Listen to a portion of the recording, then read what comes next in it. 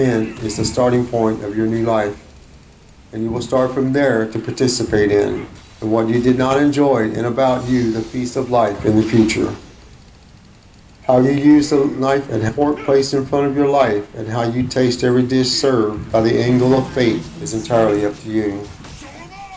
Of course, I expect you to excel and outperform me in the not too distant future. And my decision to keep you by my side is nothing more than to take you to the high starting point of your career so you can enjoy the opportunity to rise quickly without having to climb hard. Of course, there is nothing to be proud of and show off.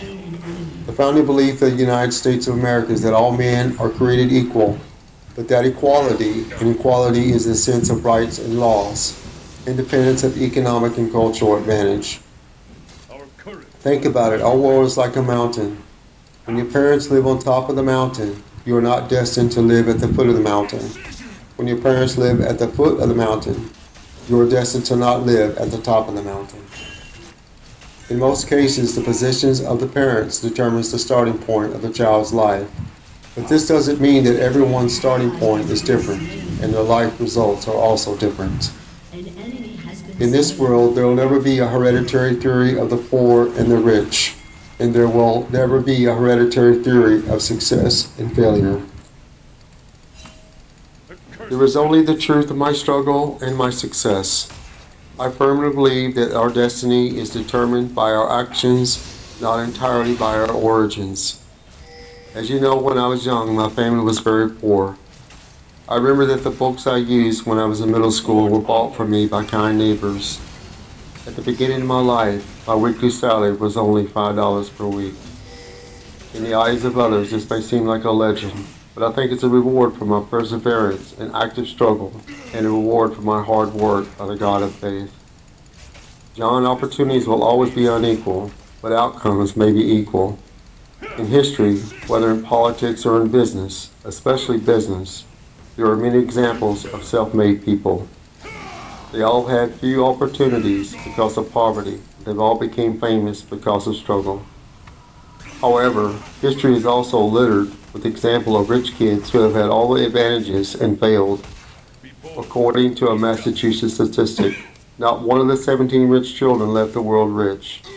A long time ago, there was a satirical story about the incompetence of the rich kids. In a small bar in Philadelphia, a customer talked about a millionaire and said he's a self-made millionaire. Yes, replied a more shrewd gentleman next to him. He inherited 20 million and then he turned it into 1 million. This is a sad story, but in our society today, the children of rich families are in a dilemma of either advancing or retreating. Many of them are destined to be sympathetic and pitiful and even go to hell. The family's history of glory and success does not guarantee a bright future for its children and grandchildren.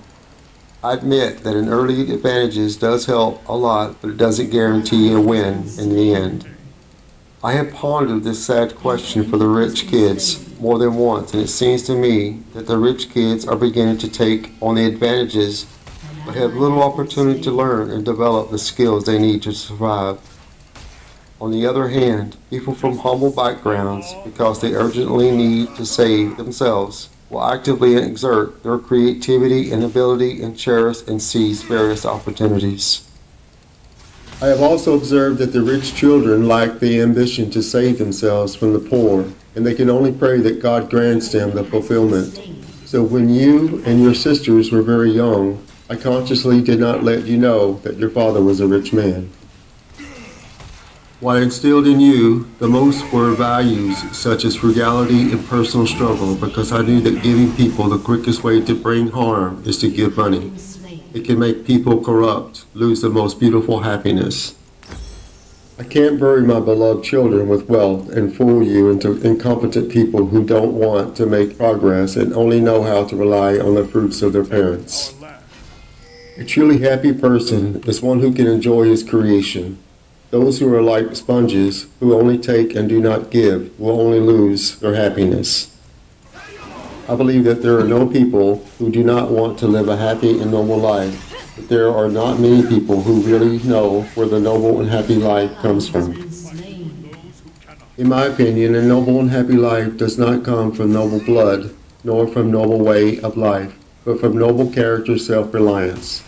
Look at those noble people who have won the respect of the world and exerted their charm everywhere. We know the value of self-reliance. John, every move of yours will be missed by me, but compared to this concern, I have more confidence in you and believe that you're excellent character. A character more valuable than any wealth in the world will help you pave a good future and will help you succeed in fulfilling life. But you need to reinforce the belief that the starting point may affect the outcome, but it will not determine the outcome. Factors such as ability, attitude, character, ambition, means, experience, and luck play an extremely important role in life and the business world. Your life has just begun, but a life battle is in front of you. I can feel deeply that you want to be the winner of this war, but know that everyone has the will to win, and only those who are determined to prepare will win. My son, the privileged and powerless are rubbish, and the educated and uninfluenced are worthless rubbish. Find your way and God will help you. Love your father.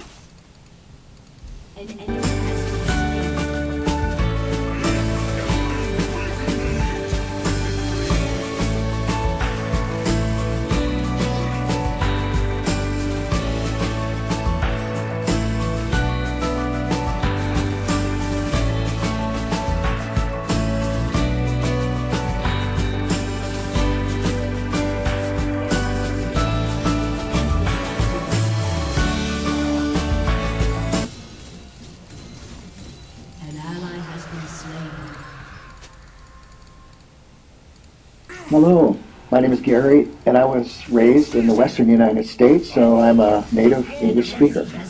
I hope that you will enjoy this YouTube channel. Thank you for joining us.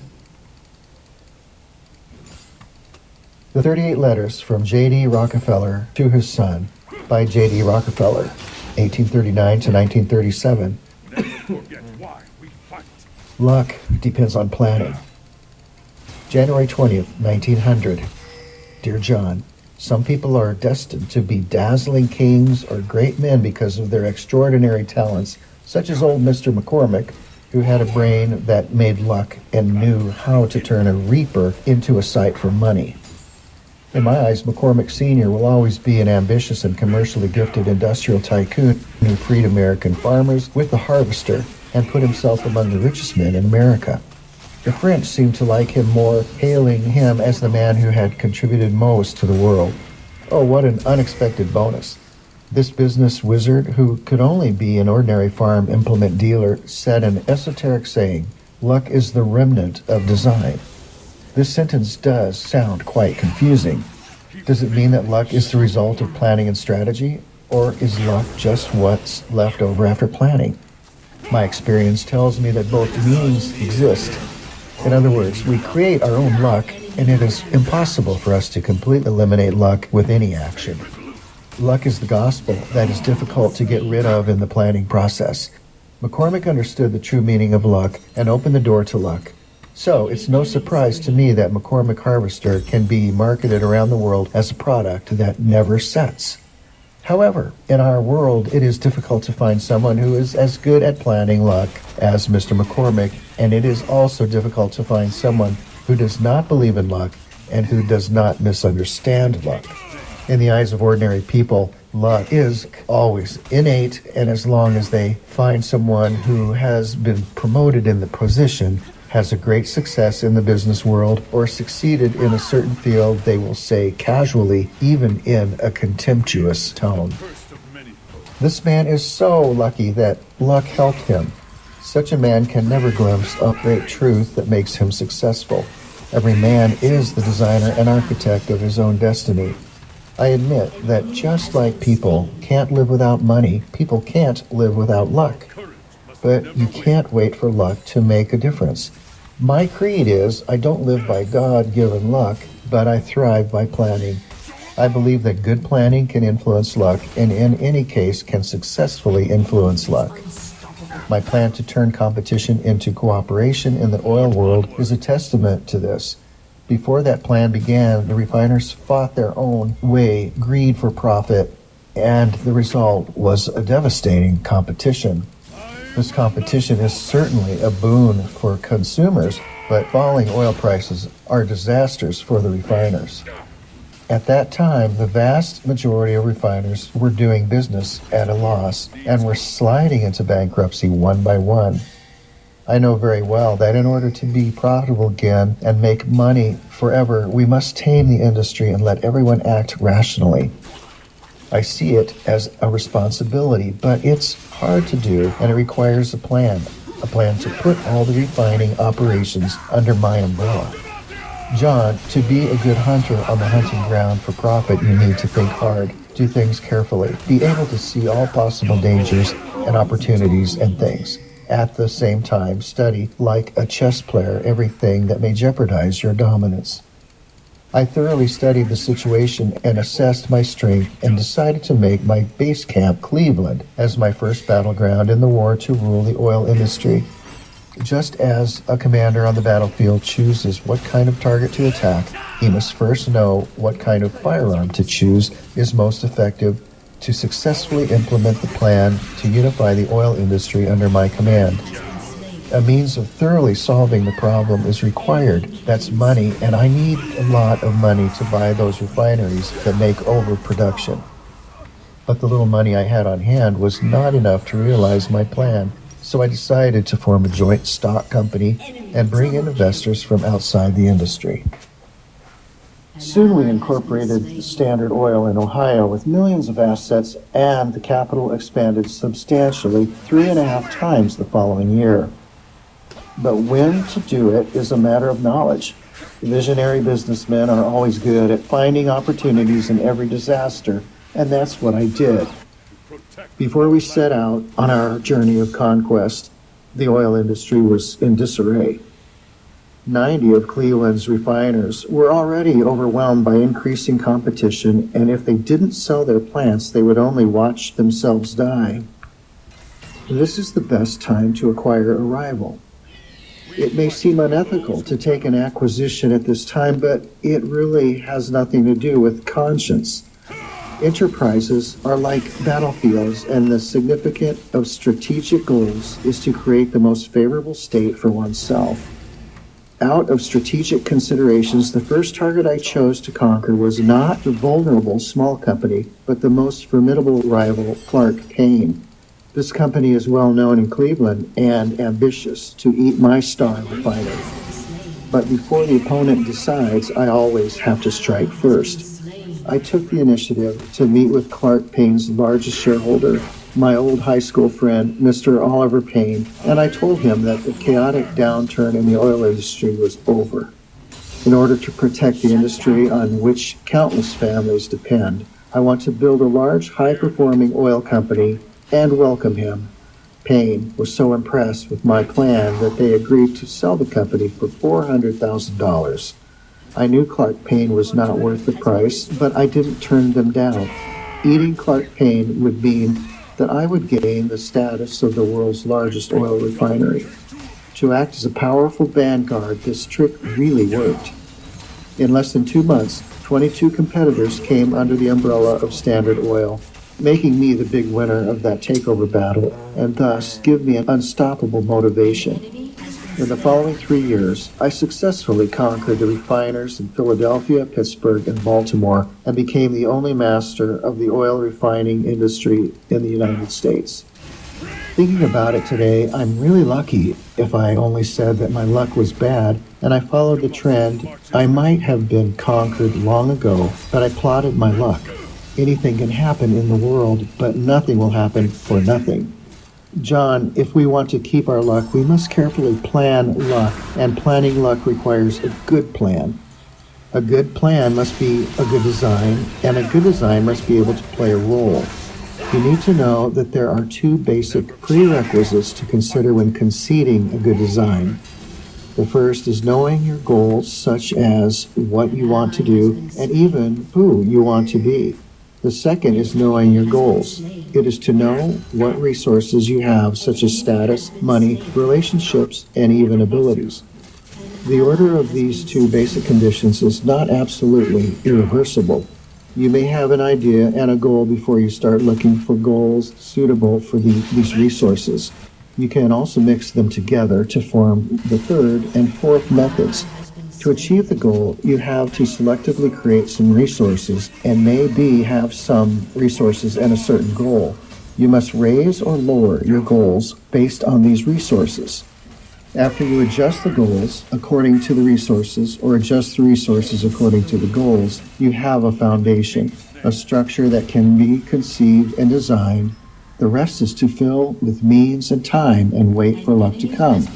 You need to remember, my son, to design luck is to design life. So while you wait for luck, you need to know how to channel it. Give it a try. Love, your father.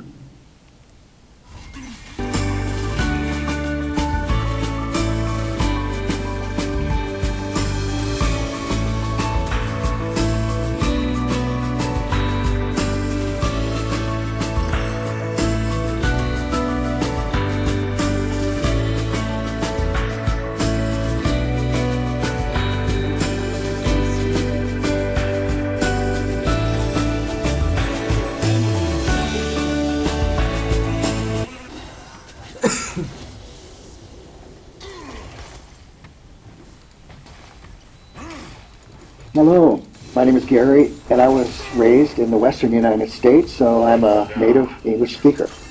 I hope that you will enjoy this YouTube channel. Thank you for joining us. The 38 Letters from J.D. Rockefeller to His Son by J.D. Rockefeller, 1839 to 1937.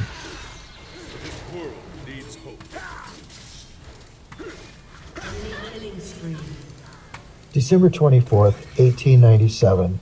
Dear John, the words of wise people always make me remember very well. A wise man said, education covers many things, but it does not teach you any of it. This wise man showed us a truth. If you don't take action, the most practical and viable philosophy won't work. I have always believed that opportunities come from action. Even a very ordinary plan, if executed and developed, is far better than a good plan that falls by the wayside because the former will follow through and the latter will fail. That's why I said that there is no secret to success. To achieve positive results in life, it is certainly good to have extraordinary intelligence and special talents. There is nothing wrong with it. As long as you are willing to take positive actions, you will get closer and closer to success. Regrettably, many people did not remember this biggest lesson, and as a result, they reduce themselves to mediocrity. Look at those mediocre, ordinary people. You will find that they all live passively. But almost all of them are experts at making excuses, and they will find all kinds of excuses to delay until they prove it shouldn't, can't do it, or it's too late. Compared with such people, I seem to be much smarter and more cunning. Affirmative action is another hallmark of me, and I never like to talk on paper or in vain because I know that there is no result without action, and there is nothing in the world that is not achieved by putting ideas into practice. As long as one lives, one must consider action. Many people admit that knowledge without the basis of wisdom is useless. But what is even more frustrating is that even if there is knowledge and wisdom, if there is no action, everything is still empty talk. Action and preparation can actually be seen as two sides of an object. Doing too much preparation and not taking action will only be a waste of time in the end. In other words, everything must be done in moderation, and we must not fall into the trap of constant rehearsal and planning, but must acknowledge the reality that no matter how well planned, it is still impossible to accurately predict the final solution.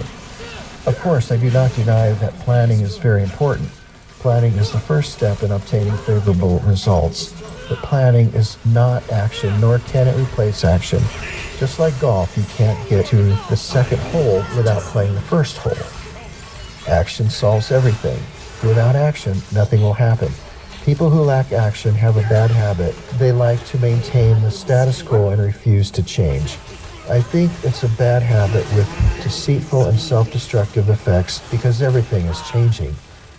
Just like people can live and die, nothing is constant. But because of the fear in his heart, the fear of the unknown, many people resist change, and even if the status quo is not satisfactory to them, he doesn't dare to take a step forward. Look at people who are supposed to be successful but don't, and you know it's hard not to be sympathetic to them. Yes, when everyone decides a major event, they will be more or less worried and fearful in their hearts and will face the trouble of whether to do it or not. But the actionists will use their determination to ignite the spark of their hearts, come up with various ways to fulfill their wishes, and have the courage to overcome all kinds of difficulties. Many people who lack action are naive and like to wait for things to happen naturally. They naively thought that others would care about their affairs. In fact, no one else is interested in them except themselves. People are only interested